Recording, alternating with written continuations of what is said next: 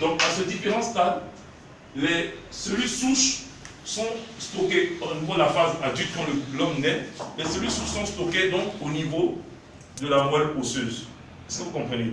Donc, vous avez des cellules souches qui sont stockées au niveau de la moelle osseuse. Donc, on s'est posé la question de savoir si les cellules souches sont à la base de la création des différents organes du corps, quel est leur rôle après la naissance? Où elles sont situées et quels sont les rôles qu'elles jouent dans le corps?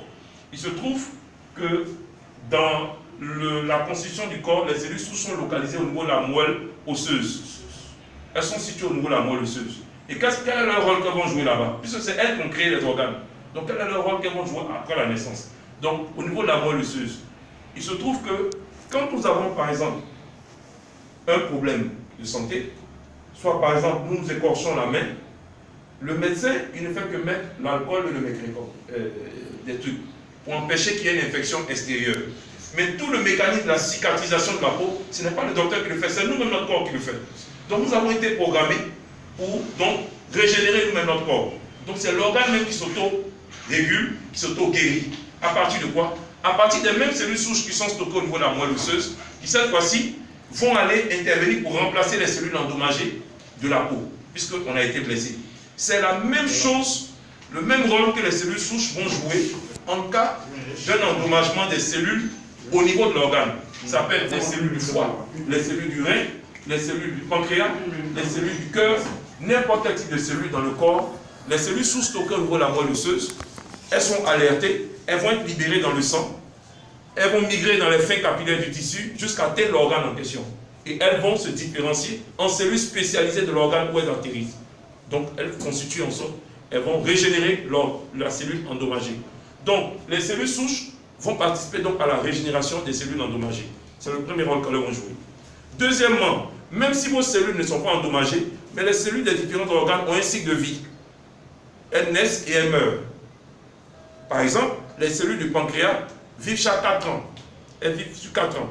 Donc au bout de la 4e année, ces cellules-là automatiquement sont régénérées. C'est ce qu'on appelle le phénomène de l'ostéoporose.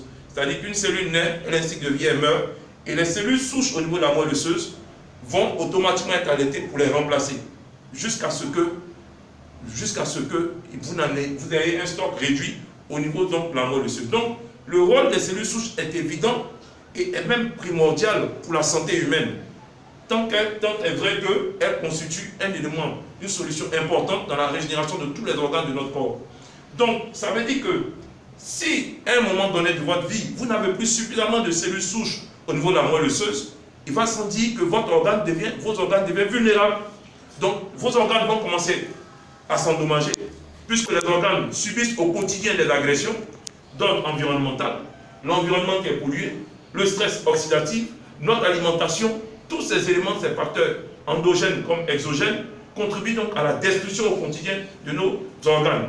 Et si vous n'avez pas les pièces de remplacement à partir des cellules souches en quantité suffisante, ces organes vont s'auto-détruire et les pathologies vont naître et il peut survenir la mort. Sans solution. Donc, les cellules souches, donc, avec l'explication que je viens de vous donner, jouent donc un rôle important dans le maintien, dans l'auto-maintien et dans l'auto-régulation, dans l'auto-régénération de notre organe, de notre corps humain. Donc, partant donc de ce constat, on s'est dit aujourd'hui, prenons par exemple une pathologie comme le diabète. Vous avez le diabète. Au niveau du diabète, qu'est-ce qui se passe? Au niveau du diabète, vous avez un organe qu'on appelle le pancréas. Et au niveau de ce pancréas, vous avez des cellules pancréatiques. Chacune de ces cellules pancréatiques va sécréter une hormone qu'on appelle l'insuline. Et le rôle de l'insuline, c'est de réguler la glycémie de l'individu.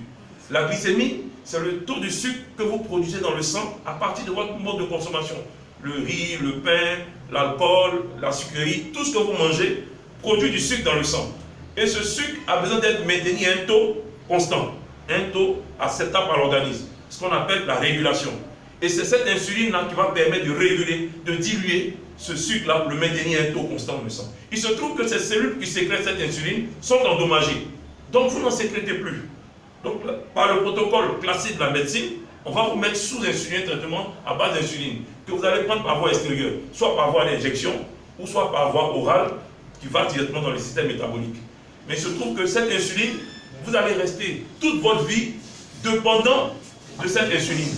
Parce qu'en réalité, votre problème que vous avez, c'est les cellules pancréatiques qui sont endommagées. Donc vous n'arrivez plus à réguler votre glycémie de façon naturelle et de par votre propre organisme. Donc vous allez être dépendant de cette insuline. Alors, la réflexion donc, de ce docteur, le docteur Fred Zouli, qui est un éminent chercheur, professeur de médecine, qui a eu plusieurs prix Nobel de la médecine, va mettre en place un procédé, une solution, j'allais dire révolutionnaire au niveau de la médecine, qui va donc partir de constats de certains fruits, des pommes, des raisins et bien d'autres fruits qui va constituer, en extraire et essayer d'observer, j'allais dire, le principe actif des cellules souches végétales, cette fois-ci, contenues dans ces différents fruits, et va donc constater des éléments, comme j'allais dire, des facteurs, vraiment des interventions vraiment intéressantes pour le corps humain. Donc, il s'est rendu compte que ces cellules souches végétales, au contact de nos cellules souches humaines, arrivent donc à jouer un rôle de catalyseur, donc vont booster la duplication de ces cellules souches humaines, puisque l'homme n'ayant pas assez. Alors je vous rappelle que l'homme a besoin entre 3 millions et 5 millions de cellules souches par jour pour pouvoir donc faire 1. La régénération des cellules endommagées, 2. La régénération des cellules ostéoposées, c'est-à-dire qu'on atteint un effet de cycle, et puis maintenir donc l'équilibre, la bonne santé de l'homme. Donc on a besoin de cette cellule souche en quantité optimale par jour, le taux qu'il faut. Si vous êtes en dessous, vos organes sont vulnérables. Donc lui, il va mettre en place ce procédé qui, en le prenant sous la langue, vous voyez sous la langue, vous ouvrez la bouche, en bas de la langue, le matin à jeun, parce qu'il est démontré que quand le système métabolique est à jeun, les cellules souches sont beaucoup plus dynamiques. L'activité des cellules souches est beaucoup plus dynamique. Donc on vous maintient à jeun, le matin à jeun, vous prenez un sachet sous la langue, vous attendez 5 minutes, le produit est dilué, il va directement par les carotides, par la voie des carotides, il se retrouve directement à la voie du sang, il se retrouve directement au niveau de la moelle osseuse. Et il va agir sur la moelle osseuse, booster donc la production des cellules souches au niveau de la moelle osseuse. Et ces cellules souches vont commencer à se dupliquer pour atteindre leur taux optimal. Donc on vous maintient à 3 millions, à 5 millions. Vous arrivez à votre taux optimal. Donc c'est vos cellules souches humaines, elles vont maintenant aller faire l'activité qu'elles ont toujours fait. Mais cette fois-ci, elles sont en quantité optimale.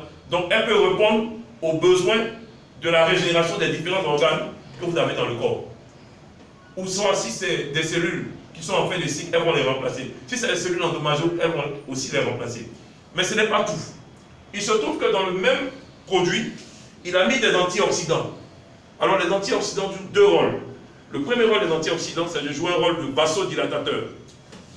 Un rôle vasodilatateur, c'est quoi? Elles vont permettre de dilater les veines. Vous voyez, le sang qui circule dans les veines circule à une certaine vitesse. Mais si les veines sont comprimées, il va sans dire que la vitesse de circulation sanguine est beaucoup plus grande. Vous développez ce qu'on appelle une hypertension artérielle. Donc, à partir des antioxydants, ils vont permettre donc de dilater ces veines et de permettre donc au sang de circuler à une vitesse moins grande et donc réguler votre pression artérielle. Le deuxième rôle que vont jouer les antioxydants, c'est donc de pouvoir jouer un rôle de lutte de traitement contre les radicaux libres. C'est quoi les radicaux libres?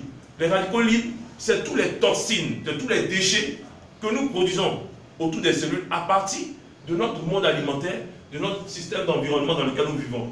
Le rejet des gaz de pollution, des véhicules et autres, l'environnement pollué dans lequel nous vivons, les poissons braisés pour manger, vous voyez la carcasse noire des grilles, sur lesquelles les femmes grillent, tout ça.